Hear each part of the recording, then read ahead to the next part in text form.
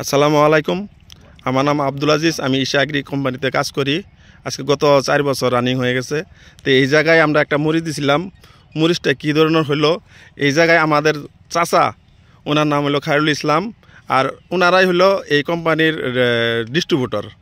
তো যাই হোক, এই বিষয়ে চাচা একটু আমার ঈশা কোম্পানির বুলেট মরিচটা, ঈশা কালামটা মরিচটা যে করা হলো, কী ধরনের রেজাল্ট হয়েছে একটু জানাবেন। চাচার নাম বলবেন। আমার নাম মোহাম্মদ খায়রুল ইসলাম। আমি বিসি ফালাইছিলাম 16 আগস্ট, মানে আগস্ট তো 1-1.5 মাস পরে লাগাইছি আর কি। ইনশাল্লাহ এর মধ্যে মানে বেমার আজারও কম অন্য বুলের তো, আর সাইজও বহুত পালা। মার্কেটের ডিমান্ড কীরকম? মার্কেট ডিমান্ড ঠিক আছে। যাই হোক, এই মরিচটা তেমন চাচারে বিরাট জোরে জবস্তি দিয়েছিলাম। ইনু একজন আমাদের চাষি ভাই ফকির আলী ভাই কোনটা দিয়ে আমরা মরিচটা কিরকম, তাতে কি করা যায় সামনে বছরে? বলাই করন যাব, এটা করন যাব মানে কম নাকি আবার।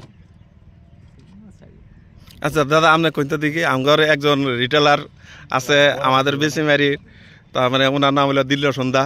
তো দাদা, এই বিষয়ে কি কোন? গাছের কন্ডিশনটা। আসসালামু আলাইকুম। আমরা তো অনেক ধরনের মরিচ বিক্রি করি, কিন্তু প্রথম এই সিগমেন্টের মরিচটা ছিল কি সিংজান্ডার বুলেট নামে। আর তখন তো মানে এই সিগমেন্টের এই ধরনের মরিচগুলার বুলেট মরিচগুলা মানে জনাজাত। যেহেতু আজকে আমরা যেটা মানে এই ক্ষেত্রে দেখলাম ঈশা এগ্রিসিডের কালাম, ঈশা কালাম, ঈশা কালাম মানে যে ধরনের মানে গাছে লাগছে, মানে অন্যান্য জাতের মরিচ থেকে, অন্যান্য কোম্পানি থেকে আমাদের লাগলো বহুত মানে বহুত উন্নত। আর খেতে গাছে বহুত লাগছে, বেমার আজার কম।